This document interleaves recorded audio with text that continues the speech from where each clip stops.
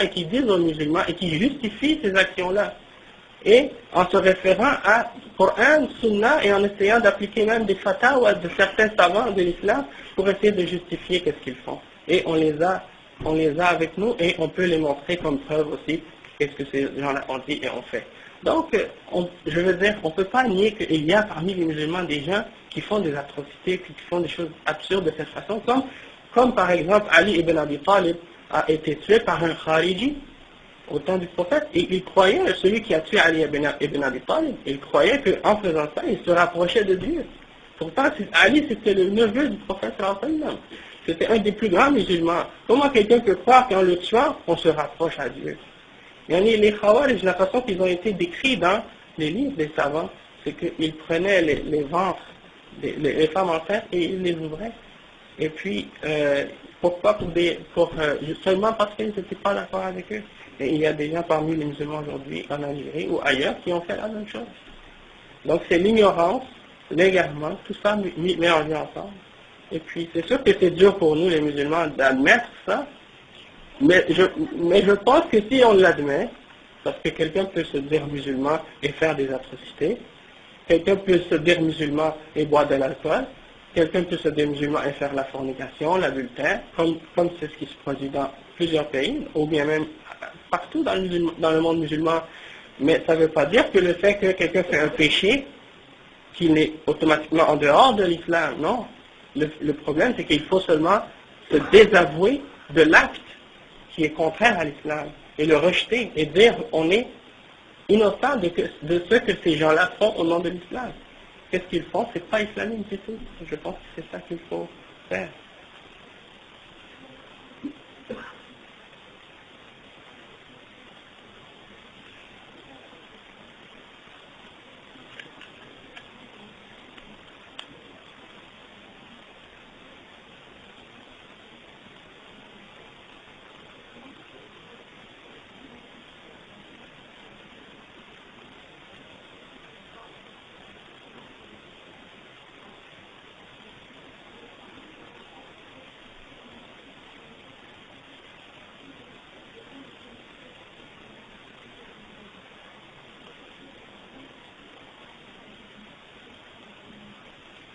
Exactement.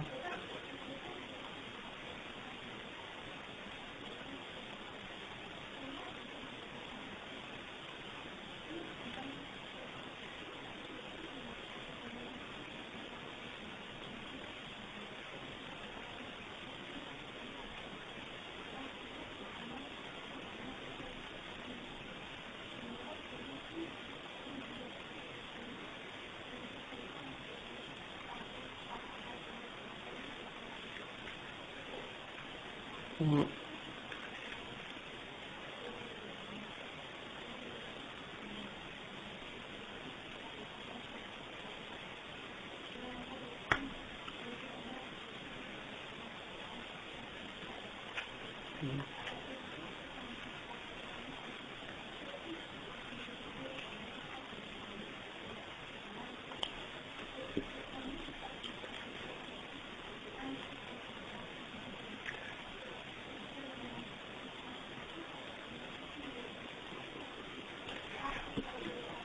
Yani, je comprends votre point de vue, mais de toute façon, comme j'ai dit avant même de répondre, c'est pas tout le monde qui est d'accord avec moi sur mon point de vue. Ça c'est le point de vue que je défends il y a des savants qui l'ont dit, et moi, d'après ce que j'ai compris, ce que j'ai lu, c'est le point de vue le plus valable. Et les autres points de vue, selon moi, sont incorrects. Mais comme je dis par exemple, le fait qu'il soit... il faut toujours se rappeler l'exemple de la vie du prophète Mohammed sallallahu alayhi wa sallam. Lorsque les croyants, par exemple, Yasser, Ammar ibn Yasser, se faisaient torturer par les idolâtres, et qu'on a tué son père et sa mère devant lui, et qu'on le forçait de reconnaître les idoles, et que ses parents ont refusé. Donc on a tué les parents de Yasser, Ammar ibn Yasser, devant lui, son père et sa mère. Est-ce que le prophète sallallahu alayhi wa sallam a dit on va aller faire un acte, on va aller tuer ces gens-là, on va aller les attaquer? Il n'a jamais dit ça. Il a dit Sabran ala Yasir, fa inna maw'idakum al-jannah. Il a dit soyez patients et endurants, oh la famille de Yasir, parce que vous allez avoir la récompense du paradis. Il n'a pas préparé un commando spécial pour aller attaquer les idolâtres pour sauver Ammar ibn Yasir et sa famille. Pourquoi? Parce que le prophète sallallahu alayhi wa sallam sait très bien qu'il est dans une position de faiblesse. Il n'a pas la force nécessaire pour opposer ces gens-là qui sont bien armés et qui sont en plus grand nombre. S'ils font un acte pareil, ils risquent de se faire exterminer jusqu'au dernier. Donc, Dieu, par sa sagesse, a fait révéler à son messager de ne pas attaquer et de ne faire aucun acte de violence. Parce que ce serait, et de se soumettre par sagesse. Et les compagnons avaient bien compris ça. Et lorsque les musulmans ont acquis une force, un pouvoir, à Médine, après qu'ils étaient en grand nombre et qu'ils avaient une force militaire, ils sont allés à la Mecque et ils ont détruit les idoles. Mais pas avant. Donc il ne faut pas sauter les étapes de vouloir faire des actes comme par exemple en Palestine. Lorsque un Palestinien se fait sauter au centre-ville de Tel Aviv ou ailleurs, eh bien, le lendemain, les Israéliens vont dans toutes les maisons, dans tous les quartiers, et détruisent des quartiers entiers, et ils attrapent les gens qu'ils soupçonnent, et ils les exterminent. Et donc, tous les efforts qui ont été faits par ces gens-là, ils sont détruits en une journée ou deux. Donc, est-ce que ça c'est de la sagesse? Est-ce que ça c'est de la logique? Est-ce que ça c'est de la raison? Oui, est-ce que c'est ça que l'islam nous demande de faire, d'aller de se mettre sous l'épée pour se faire égorger soi-même? Non. Et le but du djihad, quand on parle du djihad, par exemple le combat pour la cause de Dieu, c'est pas d'aller se faire tuer. Le prophète sallallahu alayhi wa sallam a fait le djihad, les compagnons ont fait le djihad, ils ne sont pas tous morts dans la guerre. Ils allaient au djihad, ils revenaient, ils étaient vivants. Leur but c'était pas seulement de dire bon je vais aller mourir. Pas du tout. Non. Ce que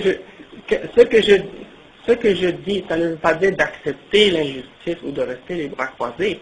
Ça veut dire de faire ce qu'on doit faire et ce qu'on a à faire jusqu'à ce qu'on arrive à avoir la capacité de faire quelque chose de vraiment qui va valoir la peine. Mais là, d'aller se faire exploser ou de se faire tuer, est-ce que ça va nous ramener qu'est-ce qu'on a perdu? Pas du tout. Et ça, c'est pas de la sagesse. Mais je ne dis pas de rester croisé comme ça, rien faire, non. Au contraire, agir. Premièrement, obéir à Allah et au messager, de suivre l'exemple du prophète, sallallahu alayhi wa sallam. Est-ce que les prières, par exemple, en Palestine, par les Palestiniens, est-ce que les Palestiniens prient 5 fois par jour? Est-ce qu'ils suivent l'exemple de la voie du prophète Mohammed sallallahu alayhi wa sallam? Est-ce qu'ils sont des bons croyants? Est-ce qu'ils respectent les lois d'Allah? Si on regarde notre état, comment nous on est envers Dieu, si on est sincère envers Dieu, alors là on va voir par exemple que Dieu va nous remettre victorieux. Mais si on n'est pas sincère envers Dieu et qu'on ne respecte pas la volonté divine, alors peu importe qu'est-ce qu'on fait, amener toute la Oumma, on se met tous une bombe sur nous et puis qu'est-ce que ça va changer? Demain qu'est-ce que ça va changer? Rien. On va tous être morts et puis le Qiyamah va venir, le jugement dernier va arriver, c'est tout. Oui. Ouais.